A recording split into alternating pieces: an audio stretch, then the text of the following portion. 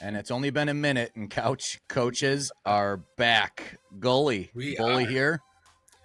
I'm excited. New football season, a new addition on the show. Let's go. A new background. We took some time off. A new home. A lot of new things coming about. But yeah, a new season. It's going to be pretty exciting. I mean, you're older. Week. Just me though. Just me. Yeah. We had a pretty exciting primetime games in week 1 for the NFL season. So I think we should maybe just hop right into it. I think so too.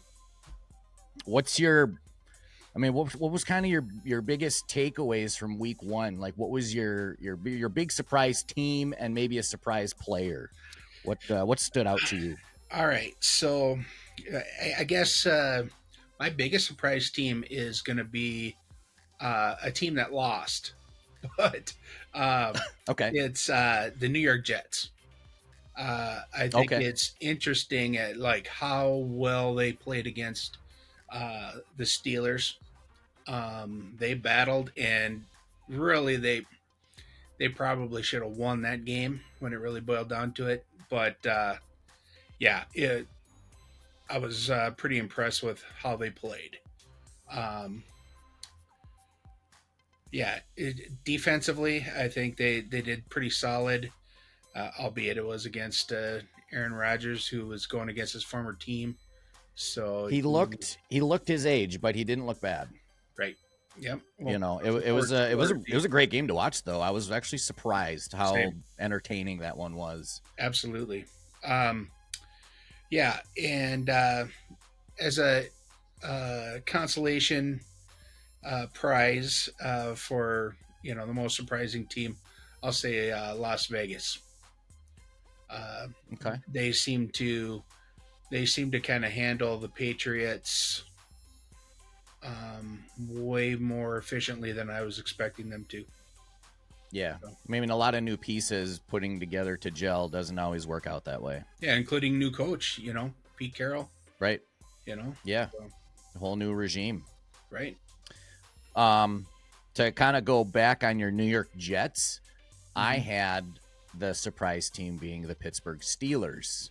And kind of the same way that you had for the Raiders is that, I know that not a new coach, but you add in DK Metcalf, you change around the quarterback in Aaron Rodgers, you take away Najee Harris, so you have kind of a different run game. You still have Warren, but, there's still a lot of new pieces. I believe they got Jonnu Smith, right? He went to Pittsburgh. Yep. So they had some different offensive chemistry that I wasn't sure how it was going to work out, and the Jets on paper are still supposed to have a pretty solid defense, and Aaron Rodgers looked pretty good for the most part. Like I said, I mean, when he was getting pressured, he just kind of folded like a lawn chair, but like he wasn't gonna try to get out of that anymore.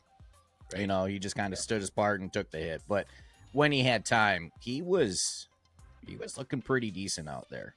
I would agree. So I did. I mean, I'm curious to see how they continue, right? Obviously, but sure, he still looked like he had some juice in the tank there. Agreed.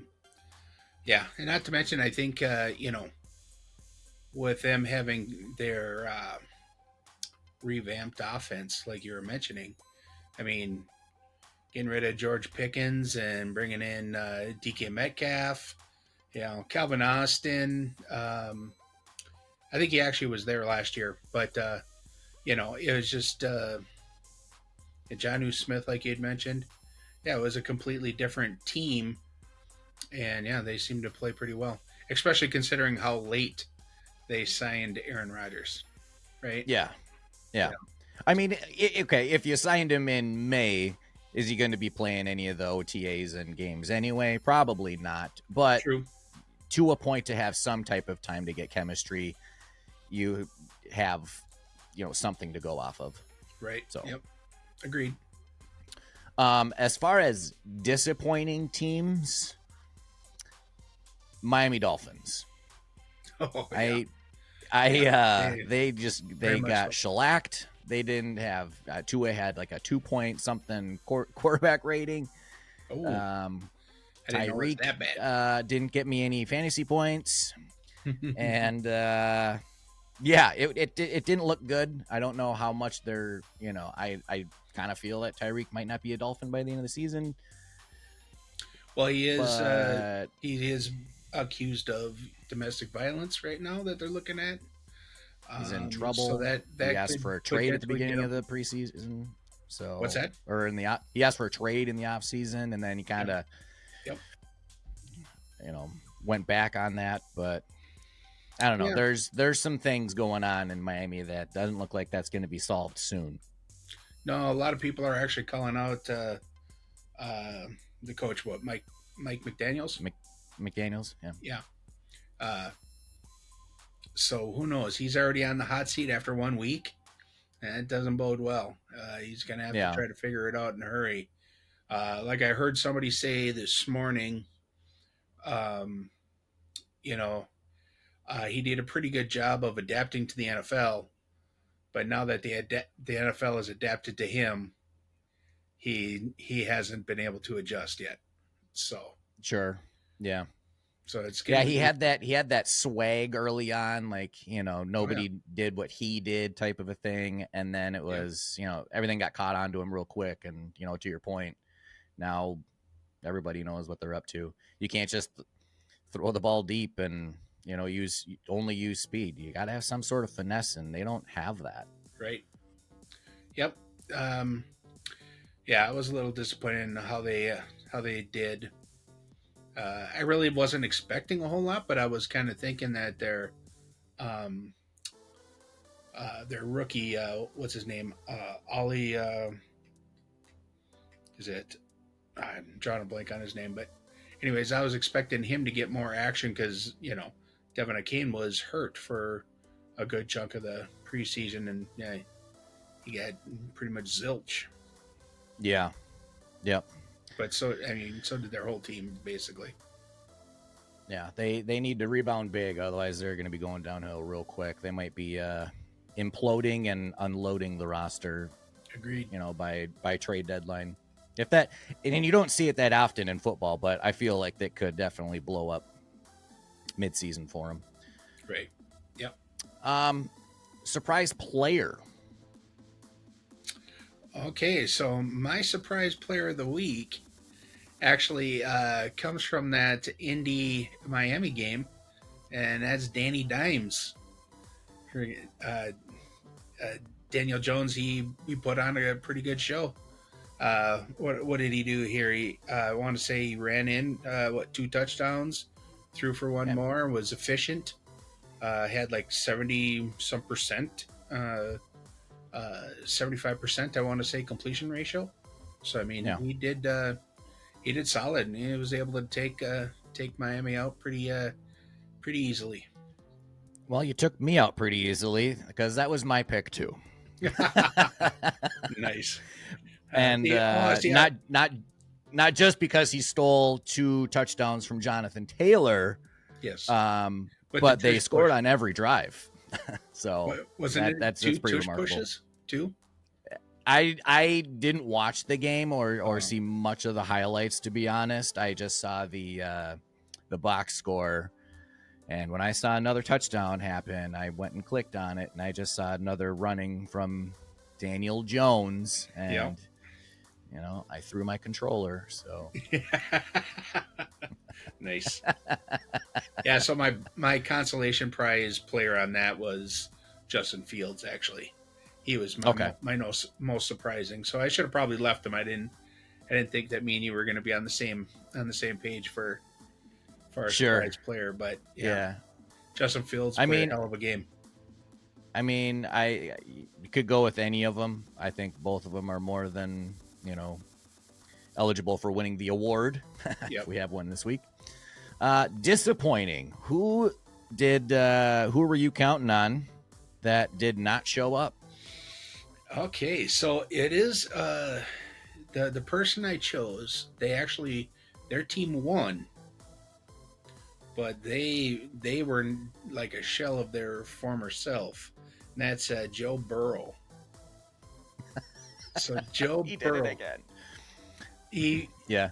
he just lackluster numbers. I mean, heck, even Jamar Chase, I want to say only had like 25 yards in the game. Yeah. It was. I think Burrow only put up, I think, 113, if I'm somewhere around there anyway. Yeah. They only had 7 yards in the second half as a team and Yeah. somehow still won the game.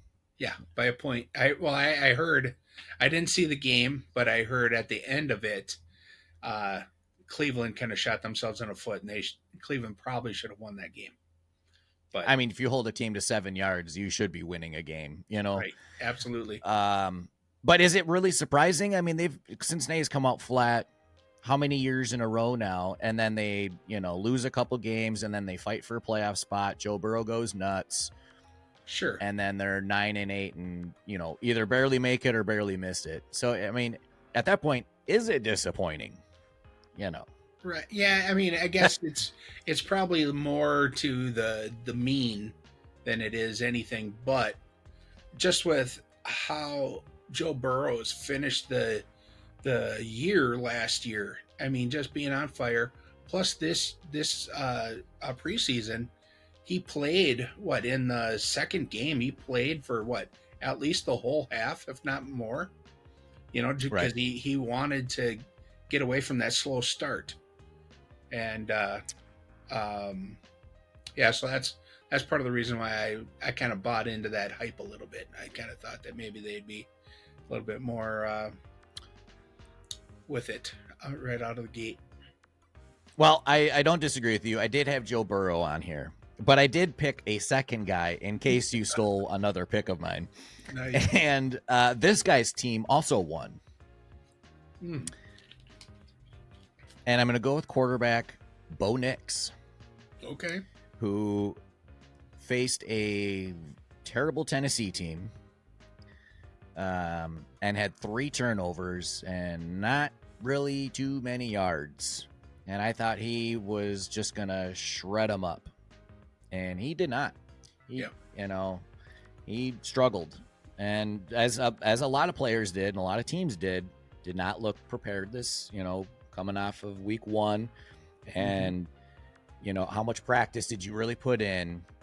How much, why aren't these players playing more preseason games? Why are we playing preseason games at all then, type of a deal?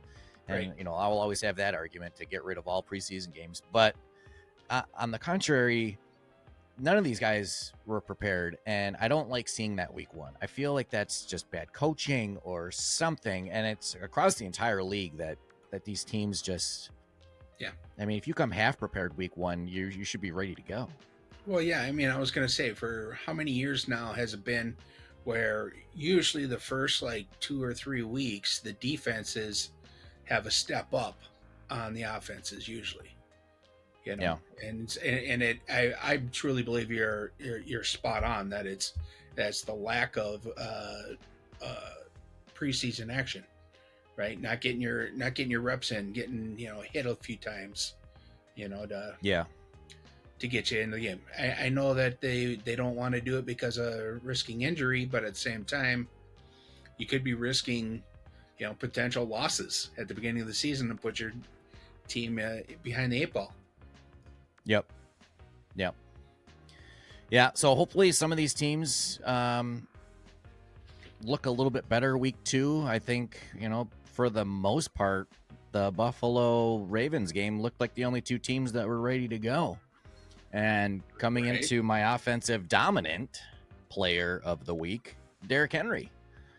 Outside of his fumble, which, it might have cost him the game, but he was unstoppable for the most part.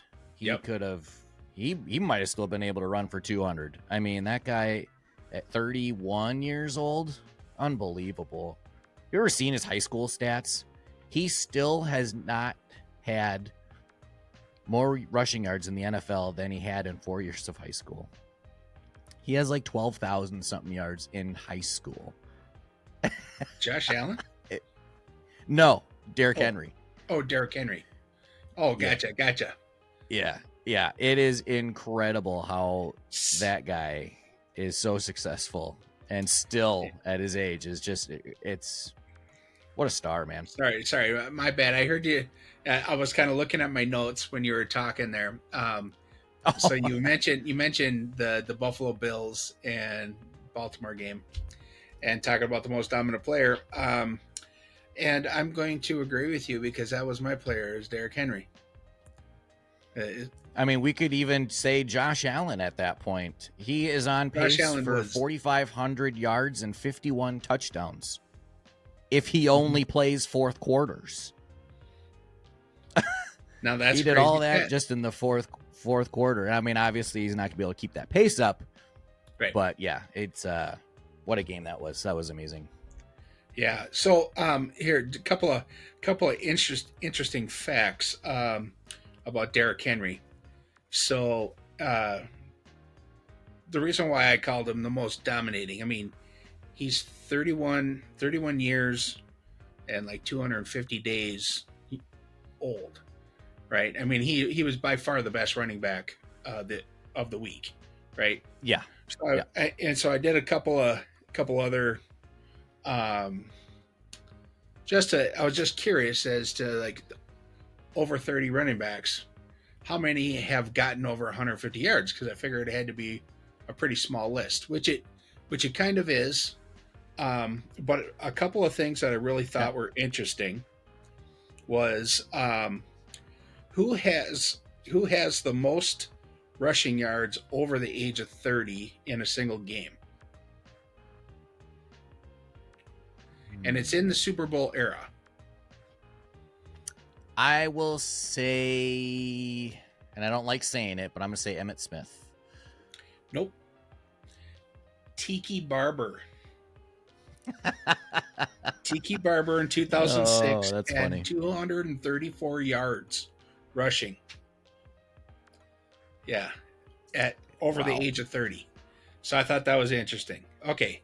So now, who is the oldest running back to have over 150 yards in a game?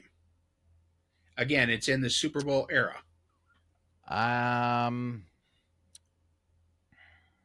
Pre or post 2000? Pre 2000. Okay. Well, that is a tough question. I don't know the ages of some of these guys. Let's go Marcus Allen. That's a good guess. Actually, it's John Riggins. Oh, Washington Redskins. 35 years old. 35 years and 71 days. He rushed for more than 150 yards back in 1984. Yeah. Wow. Ancient time ago, the year I was born. Ancient to some. I won't say how old I was. So 27. Yeah. Shit.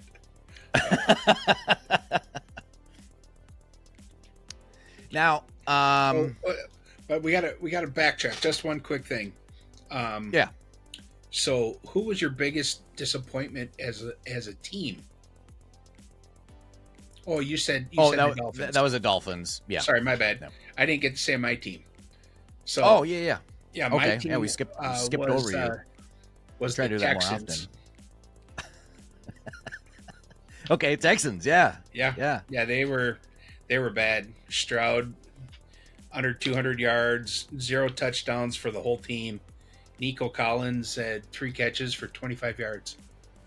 Just ridiculous. And Stroud probably could have been in that disappointing player category too. Another player I drafted wasn't a great week for me. In one league, my bench, I think, with like 5 players, outscored my entire team. Somehow survived the guillotine. Happy about that. Yeah, me too. Thanks to King Henry. We'll see.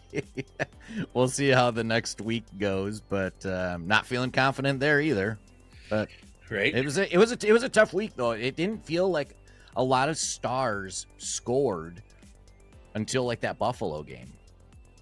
It was a kind of like a third receiver, a second tight end, or the backup running back, or a QB ran it in. You didn't see too many receivers have massive games, or running backs, have 150 and 2 touches. Travis Etienne had a nice game, no touchdowns. Right. The Washington guy with the hyphenated name, he had a nice game. I don't think he had a touchdown. Bill. What's his name? Krosky Merritt or whatever his name is. Yeah. Yep, that's the guy. Yeah, he looked really good. He scored. I mean, but he did score. Okay. Yeah, but he had 10 carries and had 80 yards. I mean, so it's not like they even used him that much. Right. So, but I think. Go ahead. Oh, I was gonna say the dominant defense. What were you gonna go with before we swing to that level? So the most dominating defensive player, I just off the cuff, I didn't really prepare too much, but I thought Cam Bynum did a good job. Not to mention his little end zone dance there, whatever crappy flop that was. It was entertaining. I don't know, but at least he's still dancing. Yeah. Well, the Indianapolis Colts had a good defensive day. They had a good day all around. So I'm going to throw 2 names out there because I say one, people are going to say, you're a homer. But just in his short stint, Eric Wilson was balling out of control in the second half for the Vikings when he came in for Cashman. Yeah. I can't remember if he actually got the credit for a sack, but then he blocks a punt and he's deflecting balls. I mean, he was in on what seemed to be every play and kind of gave a spark to hyping up that defense a little bit and then getting some more momentum for the offense to go down the field. So, but as far as a player that was probably dominant a little bit more throughout the game, Brian Burns for the Giants. I mean, 2 sacks, and especially when you can do that against Jaden, right? And and as quick as he is and mobile that he is, and Giants suck. So I mean, there's a bright light in there somewhere. Well, they suck when Brian Daboll has to come out and talk about who is the starting quarterback going to be this week, or in week 2 and they made a big splash by hiring, freaking what's his name from Denver, Seattle, quarterback Russell Wilson. Oh yeah. Yeah, and he just needs to stop playing or become a backup. He just doesn't have it anymore. Well, yeah, what I think is I'd rather see Jameis. Yeah, I would too. I mean, they got the young kid Jackson Dart that I think at this point just hand it over to him. Let him get his feet wet for a little while and just win or lose, you just run with him and just get him playing experience. He's not going to learn too much by what not to do from some of these guys. So it's a long list. Yeah. For me, I'm kind of surprised because Russell had some moments last year when he was with the Steelers. But at the same time, I feel like he knows he's got a crap O-line and he just doesn't want to get pummeled. And it just seems like he gets happy feet. And, it's like he doesn't have much confidence in his team. You know what I mean? He can't make those plays. And maybe it is just age. And it very well could be, but. It could be. I mean, he ran a lot, not just running downfield, but to run outside the pocket quite a bit to try to throw the ball when he was with Seattle. Yeah. Maybe he just doesn't have that anymore. He doesn't have the arm strength or the confidence in the cannon mark anymore. Right. I mean, you got Neighbors who's phenomenal, but then who? So you double, triple cover him, and is anyone else going to catch the ball? So, they do lack some talent. But if you still put the ball where it needs to be, these guys are still professional players. Mm-hmm. You gotta at least give him some opportunities, and he's not doing it. All right, connection issues are back and rolling. So we got some dominant defensive guys. We got some dominant offensive guys. We've seen disappointing teams, surprise teams, players. I'm going to throw a curveball out there. As far as a coach, give me one coach, good or bad, that you were surprised about, that you thought would have a better performance, or that surprised you in their coaching performance? Great question. I guess I'm going to go with Dan Campbell from Detroit. I feel like now that they've lost their two defensive coordinator, or their defense and offensive coordinators, it almost seemed like their team was lost. Right? They didn't have their identity. Mm-hmm. And so I felt like whoever they have as doing the play calls, I don't think they got a really good grasp as the former coordinator, who's now the head coach over in the Bears. Yeah, Ben Johnson. Yeah, Ben Johnson. Yeah. So, yeah, I think that's who I would say is probably the most disappointing is / non-dominating team. Kind of going back to a team you said earlier, I'm going to go with Pete Carroll with the Raiders. With all the new pieces that he had, they looked pretty good. Mm-hmm. And we'll see if they can continue some of that success moving forward. But, I don't know too many people rostered on the Raiders, and they, were dominant through and through. So you made it work. So was I supposed to pick a dominant defense, or I was supposed to pick a? Was that what the question was? Oh no, just a surprise one way or another. Oh, okay. Yeah. That was what I was surprised at. Yeah, okay. Yeah. I was surprised that Detroit didn't look half the part, but I'm not surprised because of the coordinators. So this was something that I jotted down too for a quick notes about teams in the NFC North, and I'll just kind of flow out from Detroit. Was I had the notes of they looked the part that they were missing their two coordinators. We knew that teams in the past, when you get rid of both, you're going to have struggles for a while. Teams might figure it out. They might figure it out. They got the same offensive pieces. They did lose a lineman or two, so that can influence, especially when you see Micah Parsons on the other side of the ball.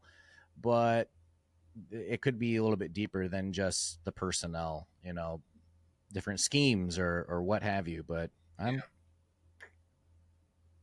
don't know. Not. Yeah, I mean that's kind of going to. We might as well just go into our next section here with the NFC North notes. I mean, I think really that's what I had is written down as that. Basically, they look lost. They look like they were not prepared or on the same page. They just weren't clicking. And on the flip side of that, if you take a look at Green Bay, I mean, they look like they were on. They look like they were. The defense looked stout. The offense looked good. Their passing game maybe could have been a little bit better, but I mean, I thought that they looked much more of a difficult team than I was going to say they looked complete on both sides of the ball. Agreed. They just looked better prepared, and even with Parsons being a week or two in, but right before the season, they still looked ready to go. Yep. And the only thing that I would have a knock against the Packers is the size of Romeo Dobbs' helmet. I don't know if you saw that catch, but it looked like he was wearing a fat head with that padded helmet that he had on the outside. Yeah. And I couldn't get that out of my mind. I'm like, holy cow, the guy's wearing a pillow. It was massive, but he's got a My Pillow attached to his helmet. Oh my goodness! It was. There you go. That's something for Mike Lindell to come out with. Yeah, there we go. Yeah. Yeah. Oh, that was so funny. Yeah, I mean, they looked very complete though. Mm-hmm. You know, pretty thorough on almost everything. Now, could that be credit of how bad Detroit looked? Possibly. Yep. Agreed. You know, like in the game Minnesota and Chicago. Chicago looked good on the offensive side in the first quarter. They looked good on the defensive side in the first quarter. Yep. But that also because Minnesota didn't look good on both sides of the ball in the first half. So then things started to change, but through and through, Green Bay just had it all the way through all four quarters. Right. Minnesota and Chicago did not hold up on either end. I mean, it was a flip-flopped half, you know? Yeah. Well, you know, that pick six that JJ threw, I thought, you know, that was a catalyst. I thought at that point, that might have been the blow that was just going to shut the Vikes down, right? Yeah, yeah. I mean, it was just like, oh, game's over, you know. I was, you know, I work early, so I was getting ready for bed, and yeah, I got a text. I was like, woohoo, from a friend, and I'm like, oh, what happened? So I loaded it up on my phone. I sat there in bed, and I watched the rest of the game. So, yeah. I think most fans were probably ready to call for Carson Wentz by, you know, week 4. Had they not been able to do anything on offense and seeing that pick six. I'm not saying I don't like JJ McCarthy. I'm just saying I thought he should have been drafted in the second or third round. For a guy that's not asked to pass in college, how can you be asked to pass in the NFL? He looked horrible for 3 quarters, and now everyone's saying, you know, we got, you know, a hero. I'm like, okay, let's just pump the brakes a little bit. This was a depleted Bears defense that he didn't look good for in most of the game. They got tired. Well, he started to do better, and our running game looked a lot better. So things opened up for him. I think maybe the nerves settled down, but you know, one game, let's see how you do against some of these tougher defenses and how adversity continues to go. I'm not saying that he's not. I can gladly be wrong and see this guy be, you know, a champion for us. Yep. No, I get that. So here's my take on it a little bit. So yes, I totally agree with you. I think the Bears look better than expected. As far as being a depleted defense, I thought they only were missing one of their starting cornerbacks. And then that's and the guy who got the pick six was his backup, who used to be a former Viking. Yeah, the Vikings practice squad, I thought. Yeah. Yep. But I thought both corners were new or injured, should I say, both starting cornerbacks. I was going to say our offensive line did not look that great at the beginning of the game because it seemed like the Bears were all over us. They were playing much tougher than I expected. I thought that Caleb Williams was playing much better than I expected. However, kind of like you had mentioned, you know, once we kind of got into the middle of the second quarter and then into the third and then most of the fourth, actually, it was like they kind of floundered, right? They just they couldn't put a solid drive together. Then all of a sudden, you know, here comes the Vikes. You know, after halftime there, we score. And then next thing you know, it's just like we're in the fourth quarter and we're just like dominating. We're just going down and marching and scoring, you know. And I thought the play call Whether it was a goofed up play or if it was an intentional call for JJ McCarthy to run it in. I thought that was a great call. I mean, he looked fast. He was good. I was totally okay with it. Yeah, and I as think it soon as he got surprised. to about like the 7 yard line, he just felt like he had the speed to go through whoever was there. Right. Yep. And TJ had some nice block there, but Oh, yeah, yeah, I was Hawkinson did a nice job. Yep. But yeah, you're right. I mean, he had a full head of steam. I don't think that I really don't think anybody would have really stopped him. It would have had to been right. it would have had to been a big boy that probably would have had to get a hold of him at full speed, and it would have been Yeah, two trains colliding. But um, I just the one thing that I think all Vikings fans should be excited about is his poise in the face of adversity. Because after throwing that pick six, I mean, we were way down. What was it at that point? 17-6. I think so. Yeah. And then and then all of a sudden we started coming back, and I think a part of that too is running. Our offensive line kind of got it together, and Jordan Mason was doing some work, and he was looking Dude. pretty solid.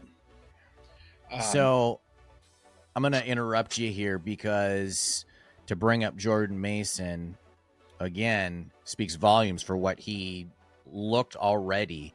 And Aaron Jones did fine, but you could tell he was just slow. That's in comparison, right? I mean, he's 31, 32 or something like that. And Mason's 24, something like that. But one of my notes that I had from Minnesota was Jordan Mason is trending up, as in he might take over that starting running back spot in a couple of weeks. Yep. And be the primary back and just use Jones when, like a third down back, but, Sure. here and there, not just as a third down.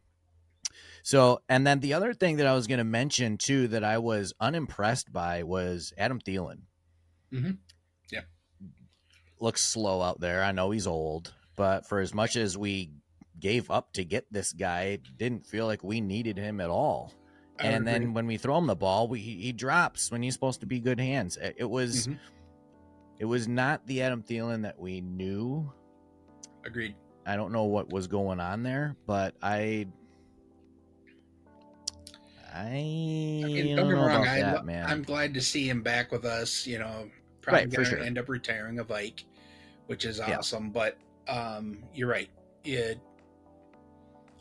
It didn't seem like he was going to add much to our offense, the way he looked, right? Yeah. And I think there probably could have been, probably a number of young wide receivers that we maybe could have taken off of somebody's practice squad and could have turned into something, maybe a little bit better, or hell, even give Jalen Naylor more action. He always seems to perform for us in the clutch, but yeah, you're right. I would agree with you as far as Adam Thielen goes.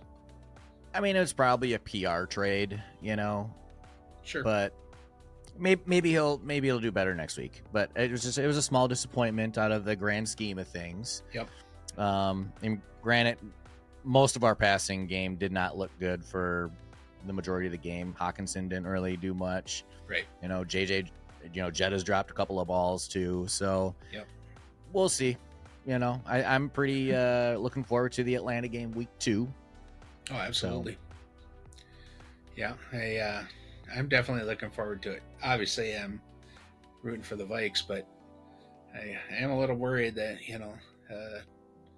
we got a tough opponent coming up. I think. I mean, we got Michael Penix can run. We might have got a break because it sounds like Drake London has an AC sprain in his shoulder, so he may not be available. But they also and have Mooney's one of the still best coming off back. an injury. What's that? Mooney is still coming out injured, so we don't know if he's going to be playing yet either. But yeah, to your point, they got a great running attack. Yeah, and they also they got a really good tight end. I mean, I guess 4 years ago he was good. Yeah, in college. But I keep giving him hope, man, every year. And this is the year. This is the year, you know. But it's more of the pits of despair. Yeah. So here I got an interesting fact about just to hype up people on J.J. McCarthy. Okay, 2 of them actually. So he's the first quarterback in NFL history to account for 3 touchdowns in the fourth quarter. For being his first start, for his first game. Yeah, and then he's also he is the first quarterback since Cam Newton came out in 2011 to have multiple touchdowns and a rushing TD in his debut, which I thought was kind of interesting. I'm like, wow, going back that far. I mean, because we've seen a lot of in the last 10 years. I think we've seen a lot of good quarterbacks come out. You know, so yeah, I just thought that was kind of interesting. You know, and as far as a debut goes, right? I mean, most times, how long did it take Josh Allen to become Josh Allen, right? Didn't do it game 1. You're right. Didn't do it year 1, you know? Yep. Burrow looked pretty good, I would say, his first season until he got injured. Mahomes' first true season had 50 touchdown passes. Yeah. So the opportunity is out there for sure, and especially since Vikings do have a great dynamic offense. He's in a great spot for success. Agreed, for sure. I mean, and he could be, you know, the dynamic runner, and his knee might not be an issue at all. Yeah. So, yeah, I mean, it's I think you got to kind of still realize that you're going to have growing pains. That's exactly what I said when he threw that pick 6. I'm like, oh, everybody needs to just realize that, you know, he's not a rookie, but a rookie. But this is his first start in the NFL. Yeah, there's going to be some growing pains. He's going to need to still adjust to the speed of the NFL, as all quarterbacks do. Some do it better than others, and hopefully he'll be one of them. I mean, look at Peyton Manning's first year. What was he, 3-13 with 26 touchdowns, 26 picks or something like that? Yeah, exactly. Or 28, whatever it was. I mean, it was the top number for a while. And, yeah, it took him a while to become great, you know, and he was the first overall pick. So, yeah, and don't ask me to redraft the 2024 quarterbacks in order. Okay, a little too soon. Nice. Well, I think if you're going to look at the draft, you got to kind of wonder about the Bears' choice with Caleb Williams versus, I would even say Drake May has outplayed him. Drake May has been, I mean, they weren't very good last year, but he showed some really good, I think he just showed some flashes of being a pretty solid player. And, I mean, I think obviously Jaden Daniels is the big swing and miss for the Bears, or actually anybody who well, I mean, it almost brings you back to the year before, you know, picking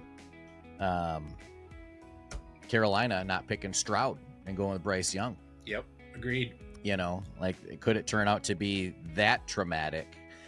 I mean, they didn't trade. Well, they traded with the Bears, so I guess, you know, that's how the Bears got the pick. But, you know, Bears didn't give up so much, so I wouldn't say it's a huge bust. When you give up 3 first-round picks and DJ Moore, and then you select the wrong quarterback that everyone's telling you not to select, then that's a poor choice. I think Chicago is missing an X factor right now. And game 1 with a new coach, sure, yep, they still got time, just like everyone else does. So, and Caleb Williams still has it. but there's an X factor missing somewhere between Caleb Williams or the team or something. And whenever they find it, Chicago could be a dark horse in the near future. They got potential. I really do think so. Agreed. I see. I think part of the problem is their front office has done a very poor job at hiring the right coach. I don't think that the Bears have had a good head coach in quite some time, and I actually think that this hiring Ben Johnson, I think, was really a good pickup. I think for him, I think he could be the right guy that Caleb Williams need to mature, break out, and to become a good NFL quarterback. It seems like, well, who was the guy that they even had last year? I mean, I can't even remember. Eberflus. Yeah, I think that's the guy. I mean, he was just like I don't know. Right. I didn't find him impressive at all, and why they hired him, I have no idea. But yeah, I mean, I think that they probably are on their way up, but yeah, still, obviously the jury will still be out for a little while. Yeah, for sure. We mentioned this off air, and give me two teams from the AFC, two teams from the NFC.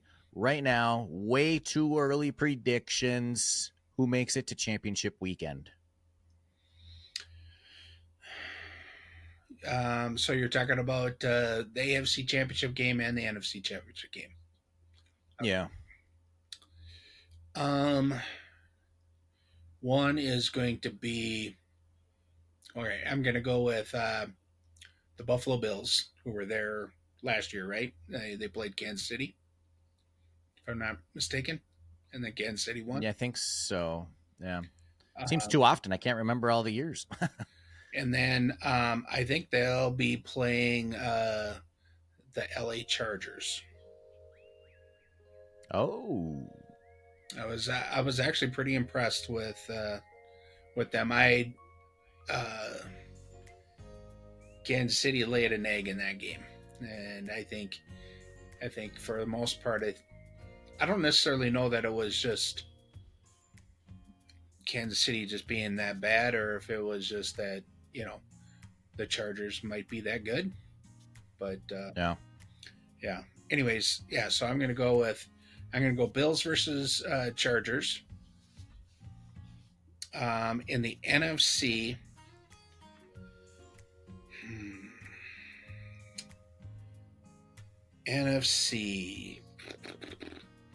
I think I still have to go with Philadelphia to make it there. I just think that they still have so many pieces.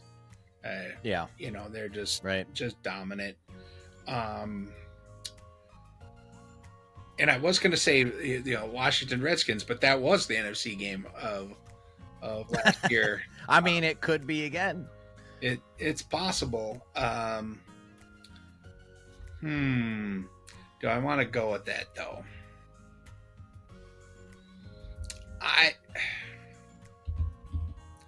All right, this is gonna be a controversial pick, but I'm gonna say the Packers. Okay. I'm gonna say it's gonna be Philly and the Packers, just to be controversial. Sure. Okay. Well, I might top you a little bit, just to be different. I didn't want to go chalk and say, we saw the AFC Championship game in Buffalo and Baltimore, but I will go Baltimore. Okay. I think just to be different. Not that not many people aren't picking Baltimore, but I think most people are still picking the Bills and the Chiefs. So I'm going to stick away from that and go with the Broncos. I'm going to give my Bo Nix another chance. Okay. Defense wins championships. They got a very, very good defense over there. They do. I think they pull through. My tight end Greg Dulcich is no longer the man of the hour. But they look okay. I think they're on the way up, and this might be a surprise, like a Washington team last year that Denver does it this year. So I'm gonna go Denver and Baltimore. I like the Baltimore pick. The NFC. Yeah. I mean, Lamar still looked good. Derrick Henry looked good. Their defense will improve. Josh Allen was just a powerhouse. You're not going to play against that all the time, and you're going to be better than you are week 1. Right. So, yep. NFC is going to be a little bit more of a surprise as well. And maybe I'm doing it just to, create controversy or to see change. But I'm going with Baker in Tampa. Okay. I think they got a pretty good offense going over there. Their defense is decent, so I think they can make it, especially in that division. And if you can get a good seed, they might be able to carry them over. Okay. I think, like you said, Philly's just too hard to get away from. But just for the scenario, I'm gonna go with the Rams. And the reason being is Stafford's going to come out one last hurrah. Devontae Adams, Kyron Williams, Puka Nacua. They got a lot of pieces still in place. Yeah. They got a tough division, but I'm just going to go with the Rams and just to see what happens, I like it. And who knows from there? I don't know what I would do from there.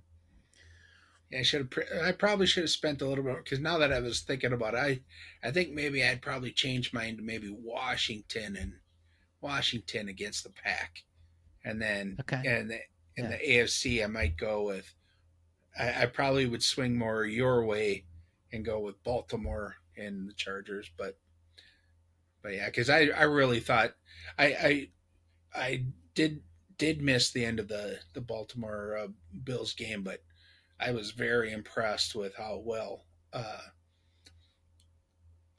Baltimore was playing in Buffalo, right? Mm-hmm. I mean, that's not an easy place to play, and they were putting it to freaking the Bills. It just seemed like, from what I heard, is that they just kind of floundered. Henry fumbled, and they just kind of had a couple of things where. And they was like, you just need to get a first down. Yeah, it's like you just need to get a first down. And why you're not using Lamar's legs at that point in time didn't seem like the right play calls. And John Harbaugh is a great coach, but there's been moments where and I don't know if he's the one actually calling the plays, but he's in charge of the team. So why are those plays being called when you need to get something done? Do what's been working, right? Mm-hmm. He's the best running quarterback in the history of the football game. Yeah. Use it when you need it most, right? And he's not even a terrible passer. No, he's a great passer. 41 touchdowns and 4 picks last year. He can do both. So I would like to see him succeed. I would like to see Josh Allen succeed. Mm-hmm. There's a lot of quarterbacks now that like to see get rings. So absolutely. Mostly McCarthy. I don't even know if I could handle it. Yeah, I don't know if I could. It's probably just going to treat it like a Lynx championship, Just be walking around like this the rest of my life, bitching myself. Yeah. Like, is this true? Is this real? Yeah, and then the next season will happen, and it'll all go away, and then we won't have that moment anymore. But we have to get to that moment first. Yep. Well, the moment I have right now is I'm out of words, I'm out of energy. Yep. Do you want to leave us on any parting? Yeah, I think it's beer o'clock. So I like it. That would have been great. Right on. Well, glad to be back. Glad you're back. Glad you guys are all watching us. All 4 of you tune in again. We're going to try to make this a regular thing now that we are up and running. So thanks a lot. And until next time. Take care, everybody.